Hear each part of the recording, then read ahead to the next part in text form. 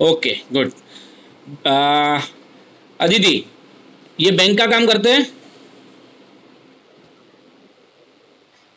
हाँ।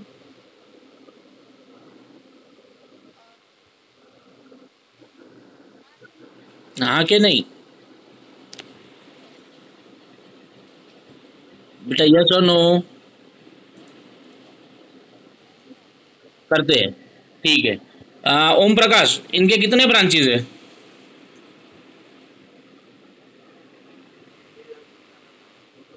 1.5 लाख से भी ज्यादा ब्रांच है। Very good. विशाल, इनके कितने ब्रांचेस रूरल एरिया में है?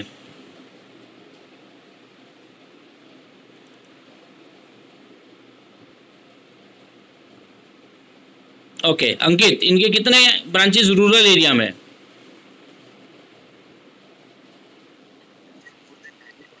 एग्जैक्टली, मोर देन 90% जो भी है वो कहाँ पर है? रूरल एरिया में है। चलो, यहां तक किसी को कोई प्रॉब्लम?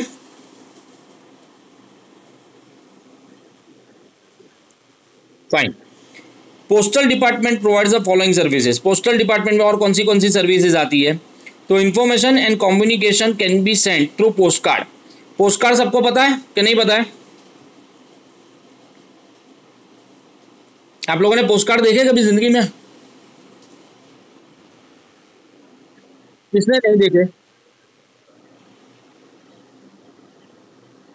चलो, मैं एक काम करूंगा, कल पोस्ट कार्ड का फोटो आपको दिखाऊंगा, ठीक है? पोस्ट कार्ड जैसा कुछ आता है, अभी तो खैर उतना यूज होता नहीं है। फिर इनलैंड लेटर्स। इनलैंड लेटर्स मतलब और कुछ नहीं होता है, पोस्ट कार्ड नहीं, पर आप क्या करो, हाथ से लेटर लिखो, और हाथ से लिखा हुआ लेटर जो होता है उसको एक कवर में डाल के भेज दो। That is what is known as inland letters. ठीक है, उसको क्या बोलते हैं? Inland letters. ये समझ में आया मैंने जो बोला कि नहीं समझ में आया? वापस बता रहा हूँ। समझो कि रुचिरा को कोई लेटर लिखना है, ठीक है? तो रुचिरा क्या करेगी, वो लेटर जो भी है वो लेटर लिखेगी, फिर उसको एक कवर लेगी, कवर के अंदर डालेगी, कवर के ऊपर जिसको लेटर भेजना होगा, जैसे अदिति को भेजना होगा तो अदिति का उसके ऊपर नाम लिखेगी, एड्रेस लिखेगी, सब कुछ लिखेगी, और उसके बाद उस लेटर को क्या करेगी, पोस्टल डिपार्टमेंट को दे देगी या कुरियर वाले को दे देगी। तो this letter is known as what? Inland letter. Is it clear now? Okay. Then after registered post, ये ऊपर जो था वो सिंपल पोस्ट था, अभी जो हम डिस्कस करने जा रहे हैं वो क्या है? Registered post. What is the meaning of registered post?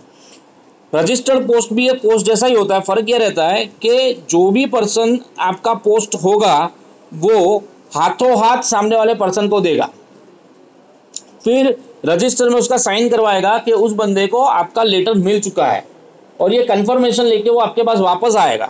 Repeat कर रहा हूँ, वो कंफर्मेशन लेके आपके पास वापस आएगा और आपको बताएगा कि आपका जो पोस्ट है वो पोस्ट उसको मिल चुका है।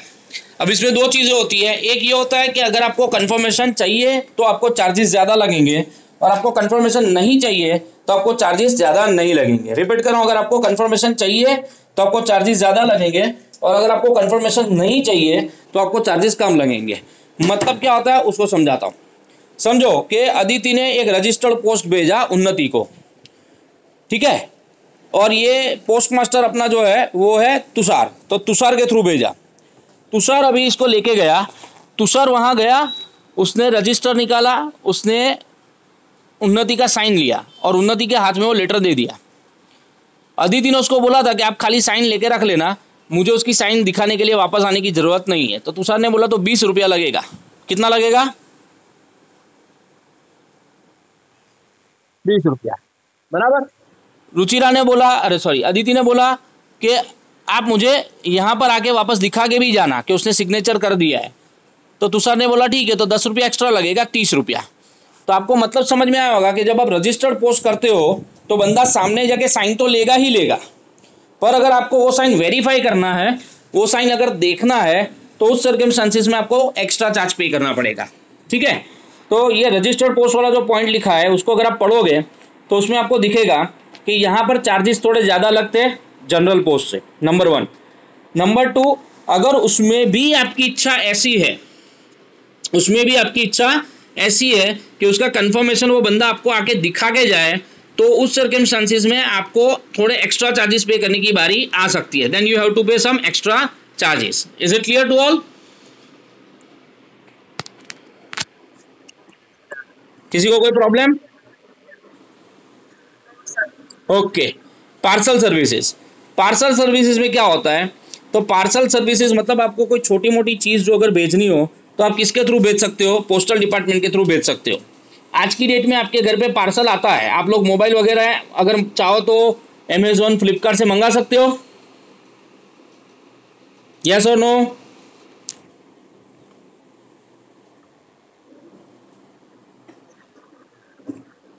तो वो देने के लिए जो आता है वो प्राइवेट कुरियर बॉय होता है, राइट।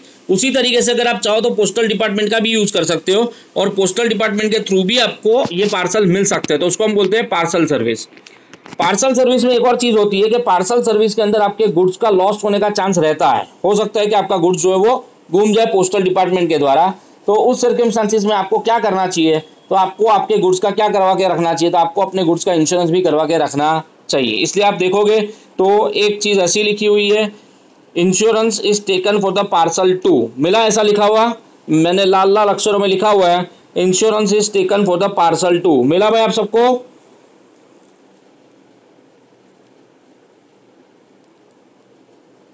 दिख रहा है बेटा?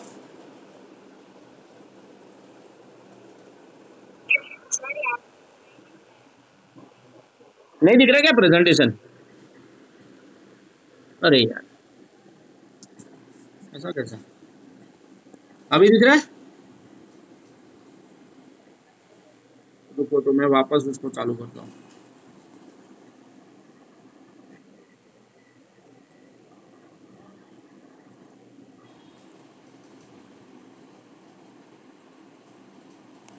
अभी दिख रहा है बेटा?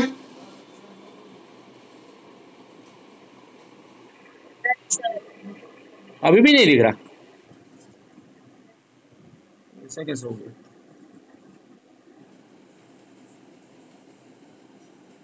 Present screen, start presentation, start now. Okay, यहाँ से मैं बाहर गया, अब दिख रहा है?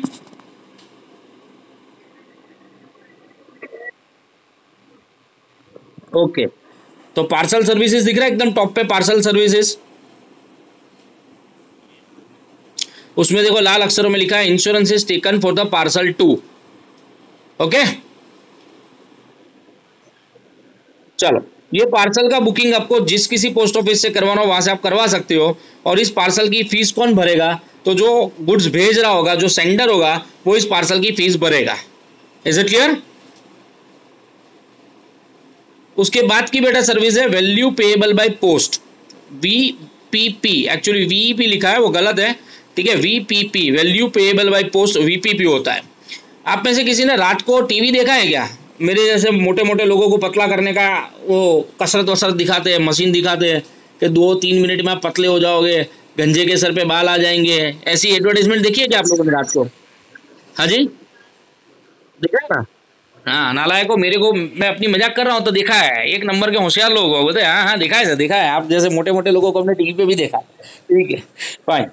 तो बेटा ये जो चीजें आपको भेजते हैं, ठीक है, तो उसमें एक ऑप्शन होता है कैश ऑन डिलीवरी, होता है, ठीक है, वो और कुछ नहीं होता, वो होता है VPP, value payable by post. Repeat कर रहा हूं, वैल्यू पेएबल बाय पोस्ट। इसमें सिस्टम कैसा होता है, कंपनी जो है वो पोस्टल डिपार्टमेंट को गुड्स दे देती है, पोस्टल डिपार्टमेंट को वो बोल देती है कि इस एड्रेस पे जाओ, उसके घर की घंटी बजाओ, उस घंटी को गुड्स दो, और गुड्स देने के बाद उसके पास से पैसा गुड्स का भी ले लो, किसका, कुरियर का तो ले ही लो, गुड्स का पैसा भी ले लो। तो that is what is known as value payable by post, that is what is known as value payable by post, value value payable by post. Is it clear to all? समझ में आया बेटा आप लोगों को मैंने जो बोला पूरा? ठीक है, मैं वापस बोल रहा हूँ, कंपनी, हाँ बोलो बोलो बेटा बोलो।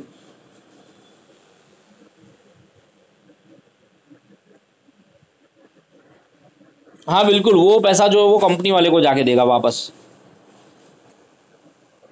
ठीक है, वापस बोल रहा हूँ पूरा एग्जाम्पल। सॉरी बेटा,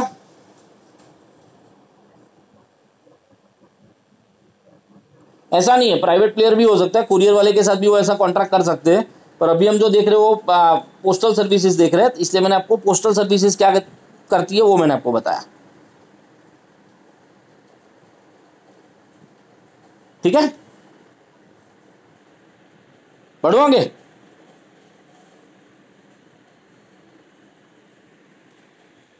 speed post parcel, what is the meaning of speed post parcel? ये ऑब्वियस है कि 3 दिन में पहुंच जाता है। अगर आप स्पीड पोस्ट में कोई भी कुरियर डालोगे, कोई भी कागज डालोगे, तो वो 3 दिन में दूसरे पर्सन को मिल जाएगा, इसलिए इसका नाम क्या है, स्पीड पोस्ट। जनरली इसके लिए लोग एयरक्राफ्ट का यूज करते हैं और इसके लिए चार्जेस भी ज्यादा लिए जाते हैं। नॉर्मल पोस्ट अगर आप भेजोगे तो 5 रुपए में जाएगी, तो स्पीड पोस्ट भेजोगे तो 30 से 35 रुपए ले लेंगे। वो स्पीड पोस्ट जो भी होती हो उसमें जो प्राइस होता है वो डिपेंड करता है, किसके ऊपर डिपेंड करता है पता है आपको? प्राइस डिपेंड करता है वेट पे। वेट जितना ज्यादा दाम उतना ज्यादा। रिपीट कर रहा हूं, वेट जितना ज्यादा दाम उतना ज्यादा। Is it clear?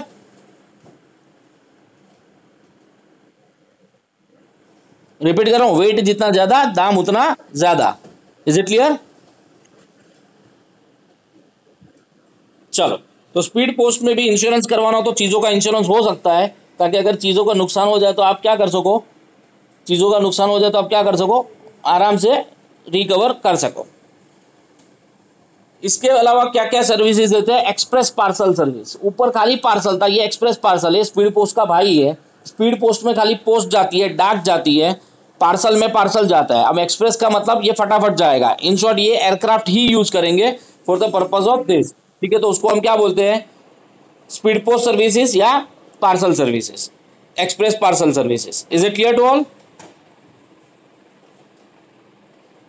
इसकी जो सर्विसेज होती है वो सर्विसेज के चार्जेस जो होते हैं वो हैवी होते हैं।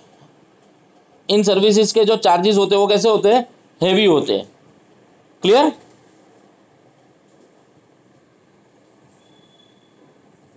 क्लियर है भाई सबको? चलो, तो पहले यहां तक का जो पार्ट था ना, वो या तो पार्सल से रिलेटेड था या पोस्ट से रिलेटेड था। रिपीट कर रहा हूं, यहां तक का जो भी पार्ट था वो या तो पार्सल से रिलेटेड था या तो पोस्ट से रिलेटेड था। आपके घर पे कभी कोई कुरियर वाला कोई चीज देने आया है कि नहीं आया है?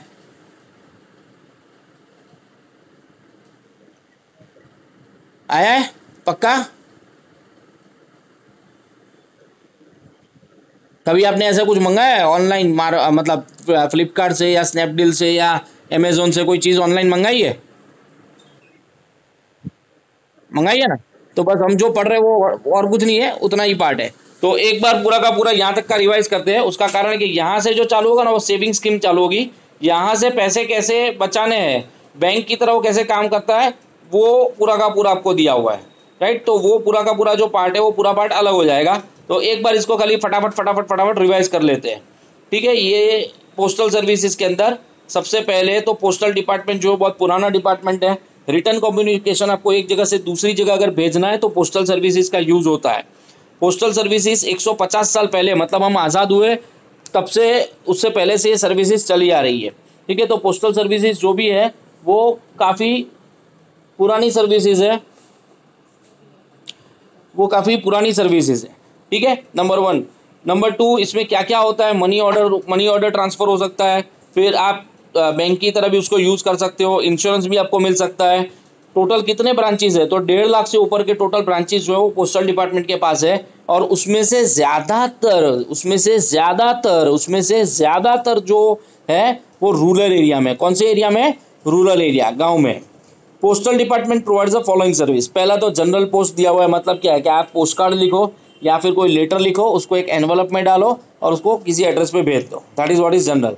रजिस्टर्ड पोस्ट, अगर आपको चाहिए कि वो लेटर जिसके वहाँ गया पोस्टमैन खुद उसके पास जाए, उसके हाथ में ये लेटर दे, उसकी सिग्नेचर ले और चाहो तो आपको भी वो सिग्नेचर दिखाए, तो उसको बोलते हैं रजिस्टर्ड पोस्ट। तीसरा है पार्सल सर्विसेज। अगर आप चाहो तो पोस्ट के थ्रू गुड्स एंड सर्विसेज को भी भेज सकते हो, गुड्स एंड सर्विसेज को बोल दिया, सॉरी, गुड्स को भी भेज सकते हो। फॉर एन एग्जांपल, आप मोबाइल मंगा सकते हो, आप चाहो तो किसी को मोबाइल भेज सकते हो, लैपटॉप मंगा सकते हो, या ऐसा कुछ भी आपको जो भी लाना है या ले जाना है, वो पार्सल जो भी है वो पोस्टल डिपार्टमेंट के थ्रू पॉसिबल हो सकता है। ठीक है, तो उसको बोलते हैं पार्सल सर्विसेज। उसके बाद मैंने बताया था वैल्यू पेएबल बाय पोस्ट। इसमें क्या होगा, आप जिस चीज़ का ऑर्डर करोगे, कंपनी वो चीज़ जो भी है, वो चीज़, वो गुड्स जो भी होगा वो पोस्टल डिपार्टमेंट को दे देगी। पोस्टल डिपार्टमेंट क्या करेगा? पोस्टल डिपार्टमेंट जो भी है वो आप तक पहुंचाएगा और वो आपसे उस पर्टिकुलर गुड्स का भी पैसा चार्ज करेगा और सर्विस का भी पैसा चार्ज करेगा, और वो पैसा जो भी होगा वो कंपनी को जाके वापस वो दे देगा। Is it clear? उसके बाद है express parcel, express speed post, sorry speed post. 3 दिन में ही अगर आपको किसी को डाक भेज देनी हो तो उसके लिए आप स्पीड पोस्ट यूज़ कर सकते हो, उसमें पैसा थोड़ा ज़्यादा लगता है। सेम मैनर में 3 दिन में किसी को गुड्स भेज देना हो तो आप एक्सप्रेस पार्सल सर्विस का यूज़ कर सकते हो, उसमें भी पैसा थोड़ा ज़्यादा लगता है। यहाँ तक अगर आप में से किसी को पहले तो कोई डाउट हो तो आप पूछ लो। किसी को कोई डाउट बेटा इसमें?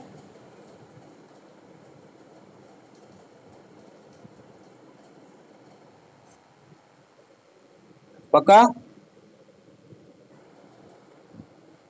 हाँ बोलो बेटा।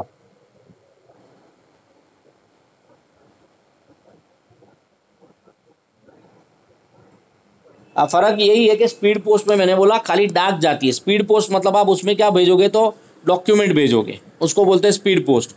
और अगर आपको गुड्स भेजना है, ठीक है, जैसे मोबाइल हो, लैपटॉप हो, ऐसा कुछ भेजना है तो उसको बोलते हैं एक्सप्रेस पार्सल।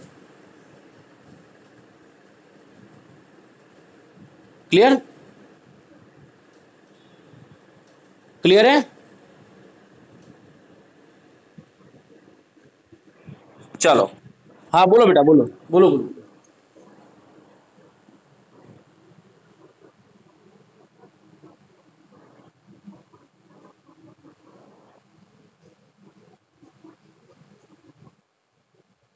नहीं दिख रहा, कंपनी परत लागते, पोस्टल डिपार्टमेंट कंपनी पासेज मांगશે। यस, बराबर। तो बढ़ू आगे बेटा मैं।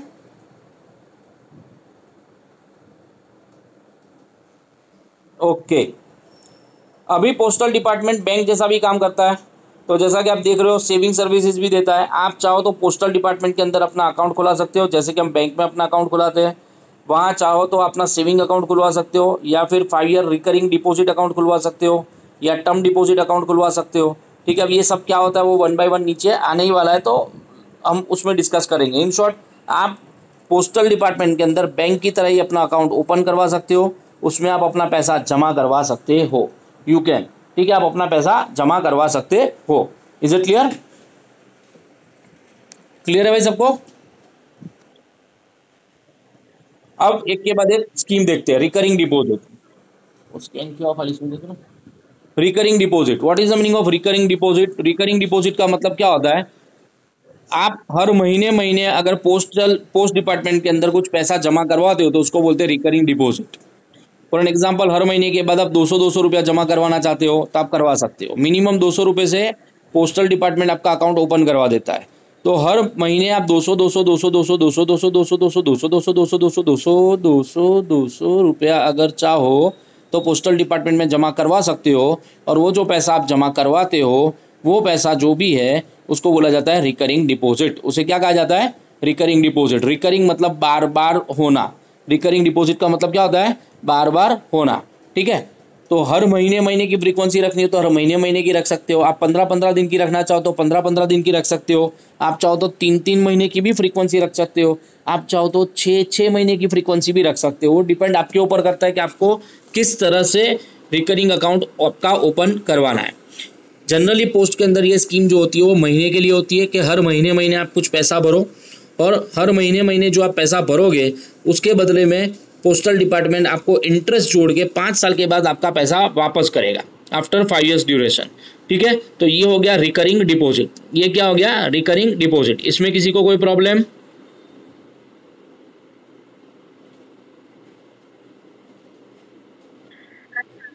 ओके।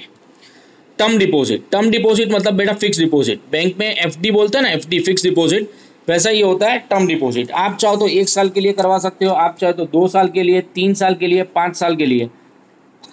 मैक्सिमम ये लोग 5 साल के लिए करके देते हैं, और हर 3 महीने के बाद आपको उसका इंटरेस्ट पे करते हैं। इंटरेस्ट जो भी होता है वो आपको 3 महीने के बाद नहीं चाहिए तो आप ईयरली भी इंटरेस्ट ले सकते हो, और ईयरली भी नहीं चाहिए तो जब आप 5 साल के बाद एक साथ लेना चाहो तो 1 साल के बाद भी आप इंटरेस्ट, 5 साल के बाद एक साथ भी इंटरेस्ट ले सकते हो। तो टर्म डिपॉजिट में क्या होता है कि 1000 रुपया मैंने सपोज भरा, बस अब हर महीने 1000 रुपया नहीं भरना है, 1000 रुपया भर दिया। कितने साल के लिए भरा? 1 साल के लिए। ओके, तो 1 साल के बाद वो 1000 रुपये प्लस जो इंटरेस्ट होगा वो दोनों के दोनों वो मुझे दे देंगे। मैंने 10,000 रुपये भरे 3 साल के लिए, तो 3 साल के बाद 1,000 रुपये प्लस वो जो पैसा होगा वो मुझे दे देंगे। Is it clear?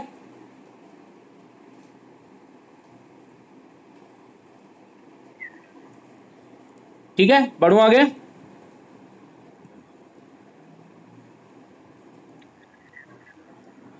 ओके, उसके बाद national saving scheme certificate, NSC. National saving scheme certificate जो होता है वो government of India postal department के थ्रू इश्यू करती है। वो वो 5 साल या 10 साल के लिए होता है। आप मिनिमम अमाउंट 5,000 रुपया उसमें इन्वेस्ट कर सकते हो। मिनिमम कितना इन्वेस्ट कर सकते हो?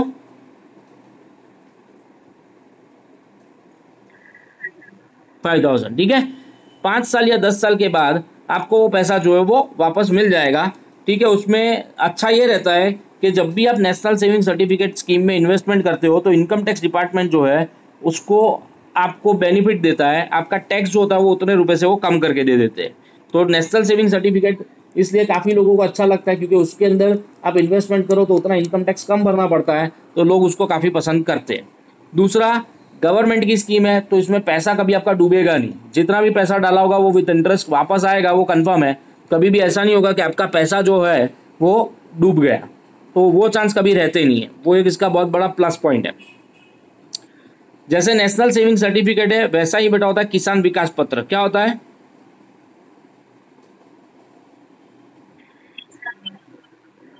किसान विकास पत्र का, हाँ, किसान विकास पत्र जो होता है वो 8 साल और 4 महीने के लिए होता है, 8 years and 4 months। ठीक है, तो 8 साल और 4 महीने का उसका पीरियड रहता है। आप उसमें 500 रुपये से इन्वेस्टमेंट चालू कर सकते हो। 500 रुपये हो या फिर 1,000 रुपये हो, 500 का मल्टीपल जो होता है उस मल्टीपल में आप उसमें इन्वेस्टमेंट कर सकते हो। किसान विकास पत्र जो भी है उसका ड्रॉबैक ये है कि उसमें आपको इनकम टैक्स का कोई बेनिफिट मिलता नहीं है। You are not going to gate.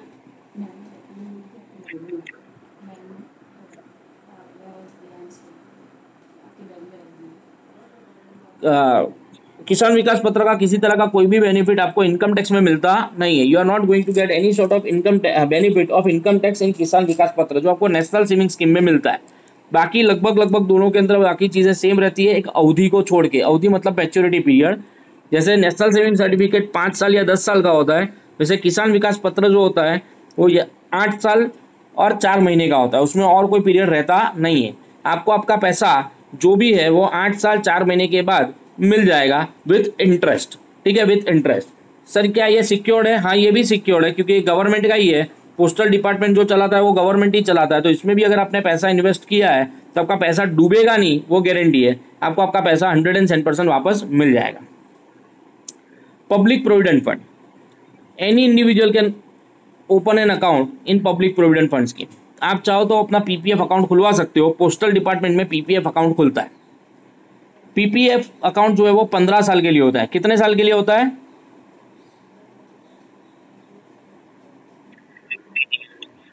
Exactly 15 years. 15 साल तक आप अपना पैसा उसमें से वापस नहीं उठा सकते हो, ऐसा मत मानना। 5 साल के बाद अगर आपको उसमें से पैसा वापस उठाना है तो वो आपको पैसा उसमें से निकालने की परमिशन देते हैं, पर 60% ही देते हैं। रिपीट कर रहा हूँ, 60%। आपका अगर 1 लाख जमा है तो 60,000 आपको निकालने देंगे, बाकी का पैसा आपको नहीं निकालने देंगे। वो 15 साल के बाद ही निकालने देंगे। आपका जितना भी पैसा पीपीएफ में पड़ा हो उसके ऊपर आपको गवर्नमेंट 8.5% का ब्याज देती है। 8.5% का ब्याज मिलता है। और पीपीएफ के अंदर आपका जितना भी पैसा जमा होता है वो पैसा पूरी तरह सेफ है, क्योंकि ये भी गवर्नमेंट ऑफ इंडिया की ओर से। मतलब बैंक उठ जाती है, ऐसा सुना होगा कि कोई बैंक बंद हो गई, बैंक उठ गई, तो ऐसा कुछ भी इसमें नहीं होगा। आपका जो भी पैसा है वो पूरी तरह सेफ है। बस खाली इसमें प्रॉब्लम यही है कि आपको आपका पैसा भी यूज़ करना हो तो वो आपको देते नहीं है। 15 साल के लिए आपको पैसा जो भी है वो फिट हो जाता है। ठीक है, हाँ, 5 साल के बाद आपको 60% लेने देते हैं। तो मुसीबत में टाइम पे क्या पीपीएफ का पैसा किसी काम का नहीं रहेगा? ऐसा सवाल हमारे दिमाग में आना चाहिए कि नहीं आना चाहिए? आना चाहिए ना? यस और नो? तो ये सवाल आपका बहुत ही सही है, पर आपकी जानकारी के लिए बता दूं, पीपीएफ के ऊपर लोन बहुत आसानी से मिल जाता है। तो आपका पैसा जो अंदर जमा है 1 लाख रुपया, अगर आप किसी बैंक में जाओगे बोलोगे कि पीपीएफ में मेरा 1 लाख जमा है, मुझे लोन चाहिए, तो इमीडिएट बेसिस पे आपको 90,000 रुपया लोन करके दे देंगे। तो आपका पैसा जो भी है वो, हाँ बोलो बेटा। हाँ, वो 90% तक लोन दे देते हैं बेटा, बाकी 10,000 रुपया वो सिक्योरिटी के बतौर रख लेते हैं अपने पास। ठीक है, हाँ बोलो बेटा।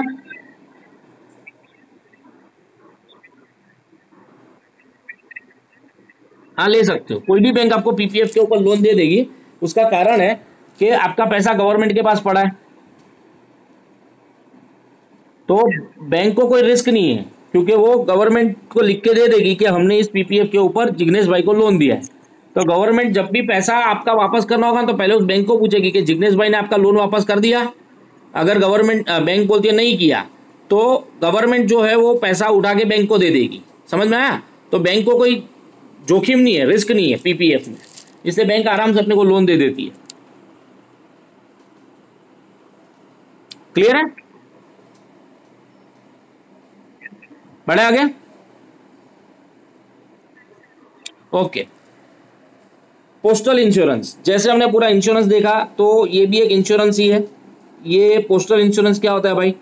गवर्नमेंट के जितने भी एम्प्लॉइज है, सेंट्रल गवर्नमेंट के, स्टेट गवर्नमेंट के, सेमी गवर्नमेंट के, ये सबके सब इसका इंश्योरेंस ले सकते हैं। इसका प्रीमियम जो होता है वो बहुत कम होता है, मैं वापस बता रहा हूँ, इसमें प्रीमियम बहुत कम होता है और बेनिफिट बहुत ज़्यादा होता है। पर अनफॉर्चुनेटली पोस्टल डिपार्टमेंट खाली और खाली इंश्योरेंस किसको देता है पता है?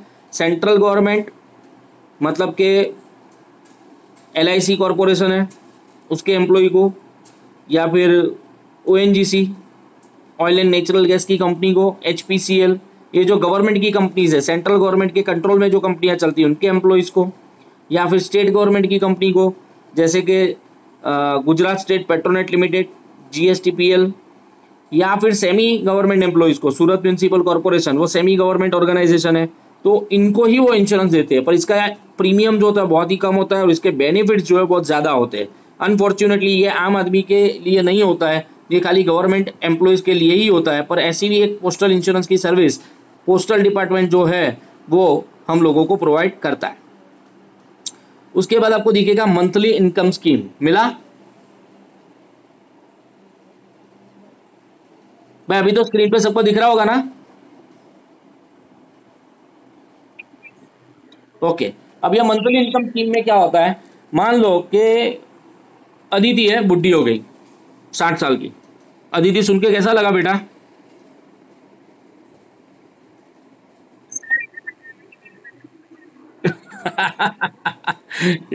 ठीक है, अब अदिति का प्रॉब्लम क्या है कि उसको हर महीने महीने इनकम चाहिए। तो अदिति क्या कर सकती है? अदिति ने 5 लाख रुपए पोस्टल डिपार्टमेंट को दे दिए। अब पोस्टल डिपार्टमेंट उसके ऊपर हर महीने कुछ अमाउंट अदिति को देता रहेगा। इसको बोलते हैं मंथली इनकम स्कीम। समझ में आ रहा है? इसको क्या बोलते हैं? Monthly income scheme. ये आप 5 साल के लिए ओपन कर सकते हो। कितने साल के लिए? 5 साल। आपको अगर आपका पैसा 5 साल से पहले चाहिए तो मिलेगा, 1 साल कम से कम आपको रखना पड़ेगा, 1 साल के बाद आपको आपका पैसा वापस मिल जाएगा। पोस्टल डिपार्टमेंट जो भी है वो आपको हर महीने महीने पेमेंट करता रहेगा। ठीक है, तो इसी वजह से इसका नाम क्या है? Monthly income scheme. ये जनरली जो रिटायर्ड पर्सन होते हैं वो इस स्कीम का बेनिफिट लेते हैं, और इसका इंटरेस्ट रेट जो होता है वो 7% से लेकर 8.5% के बीच में कुछ है, 7% से 8.50% के बीच में रहता है। तो अगर आप समझो कि 10 लाख रुपया डिपॉजिट करते हो तो हर महीने आपको 7 से 8 हज़ार रुपये जो है वो मिलते। क्लियर है पूरा स्कीम आपको? बढ़ू आगे। अभी ये कुछ नया है, समथिंग न्यू, मैंने ऐसा टाइटल दिया है, आपकी बुक में तो नहीं मिलेगा, मैंने ऐसा दिया है। अभी इंस्टेंट मनी ऑर्डर क्या चालू किया है? इंस्टेंट मनी ऑर्डर 1,000 रुपये से लेके 50,000 रुपये तक का मनी ऑर्डर अगर करना है तो इंस्टेंटली हो सकता है। इंस्टेंटली मतलब यहाँ आपने पैसा डाला और सामने वाले को मिल गया। ये कैसे होता है? Simple, digital India. पेटीएम किया होगा आप सबने, पेटीएम यूज किया आप लोगों ने? तो पेटीएम में पैसा तुरंत ट्रांसफर हो जाता है कि नहीं होता है? सेम मैनर में इसमें हो जाएगा, राइट। ये मोबाइल से ही करते हैं। आपको करना क्या है, आपको इसके लिए पोस्टल डिपार्टमेंट जाना पड़ेगा, उसको आप 1000 रुपये दे दो, वो पोस्टल डिपार्टमेंट वाला आपके 1000 रुपये लेके सामने वाले के मोबाइल में वो पैसा ट्रांसफर कर देगा। Is it clear?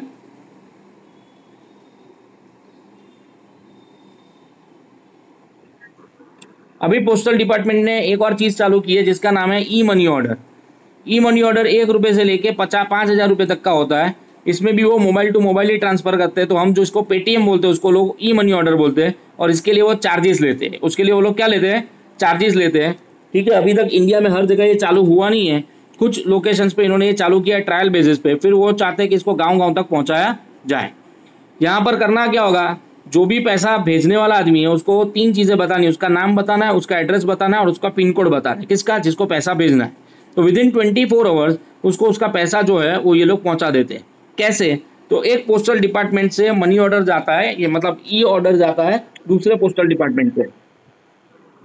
एक एग्जांपल मैं लेता हूँ, तुषार है सपोज, तुषार को अपने गांव पैसा भेजना है। तुषार, आपका गांव कौन सा है बेटा?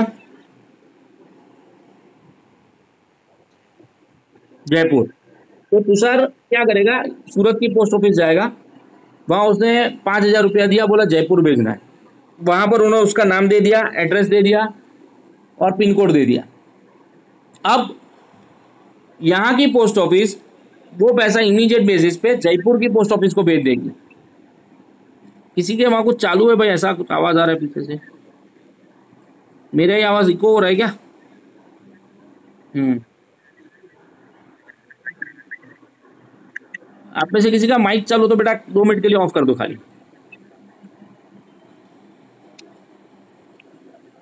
ठीक है? Okay fine. हाँ, तो मैं क्या कह रहा था, हाँ, तो विशाल ने सूरत की पोस्ट ऑफिस में 5000 रुपये दिए। अब सूरत की पोस्ट ऑफिस इमीडिएट बेसिस पे वो पैसा जयपुर की पोस्ट ऑफिस को दे देगी, और जैसे ही वो जयपुर की पोस्ट ऑफिस में पैसा जाएगा, जयपुर की पोस्ट ऑफिस वाले उस पते पे जो नाम होगा, एड्रेस होगा, पिन कोड होगा, उस जगह जाके उस बंदे को पैसा दे देंगे।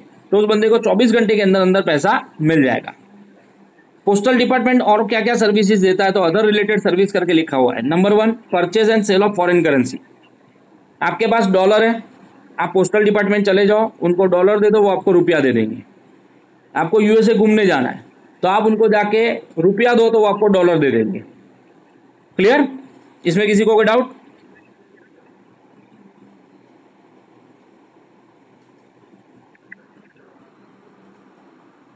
भाई किसी को कोई डाउट? सॉरी, चार्जेस तो लेंगे बेटा, कमीशन तो लेंगे ही, फोकट में थोड़ी करके देंगे।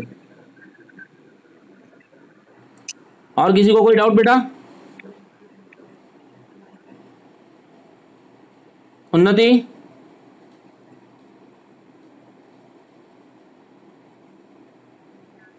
अदिति, रुचिरा,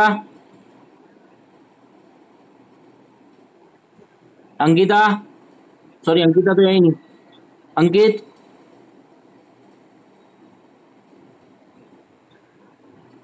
विशाल,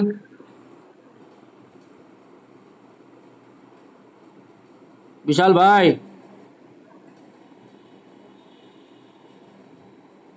गायब हो गया। चलो तुषार, आपको, ओम प्रकाश,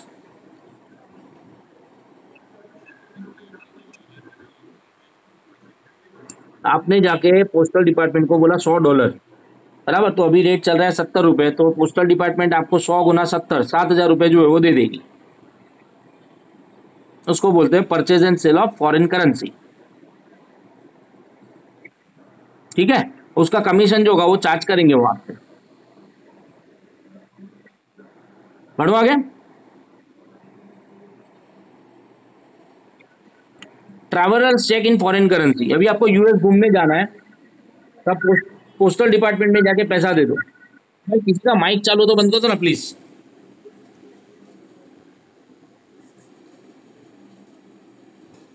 ओके, सबका बंदी है।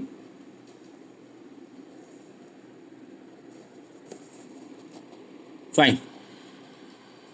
आपको यूएसए घूमने जाना है तो आप पोस्टल डिपार्टमेंट में जाके 1 लाख रुपया दे दो। वो 1 लाख रुपए के सामने आपको अलग अलग डिनोमिनेशन के, जैसे $5,000, $4,000, $3,000 ऐसे चेक बना करके दे देंगे, जिससे आपको कैश कैरी नहीं करना पड़ेगा। क्योंकि कैश कैरी करने का जोखिम ये रहता है कि आपके पर्स में से चोरी हो सकता है या ऐसा कुछ प्रॉब्लम आ सकता है। तो बेहतर है कि आप कैश लेके मत जाओ, इस तरह का चेक लेके चले जाओ। अब आप फॉरेन कंट्री में जब पैर रखोगे तो वहाँ की आप बैंक में चले जाओ और ये चेक दे दो, तो वो चेक के सामने आपको डॉलर दे देंगे।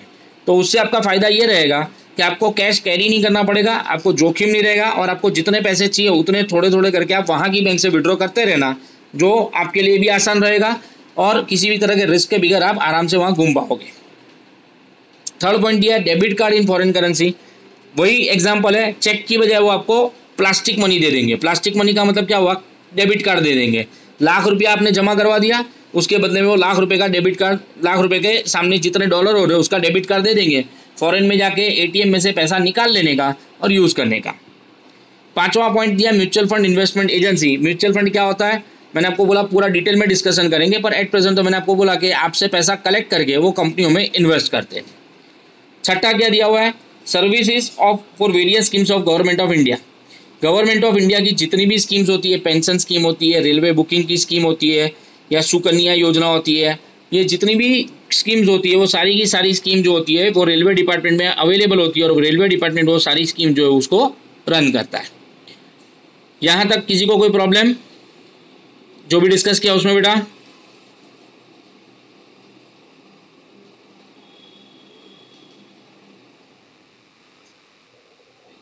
पक्का? जितने ये सेविंग स्कीम देखे, रिकरिंग डिपॉजिट देखा, क्लियर है?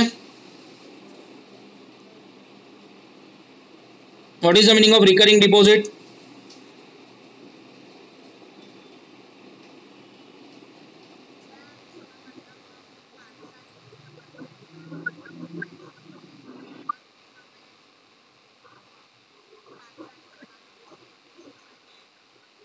मतलब उसमें महीने महीने भरना होता है, ऐसा कुछ होता है कि नहीं होता है?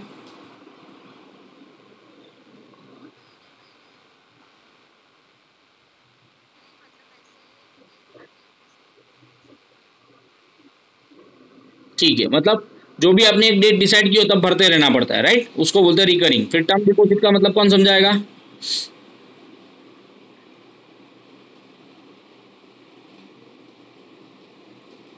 Term deposit?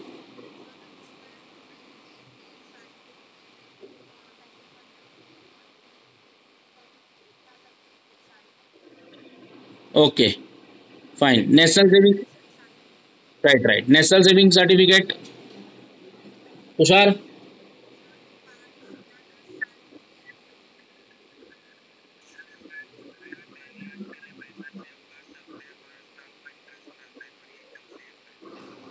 अच्छा, इसका कोई और बेनिफिट है मैंने जो बताया था लेक्चर में?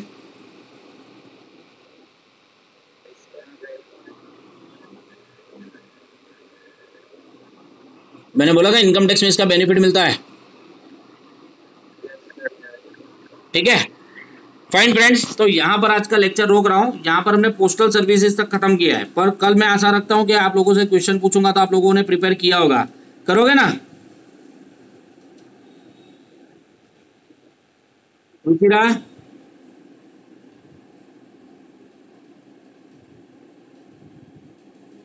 उन्नति? उन्नति बेटा? अदिति?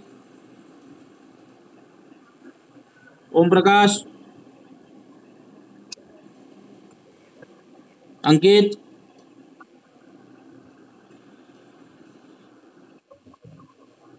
नहीं करोगे?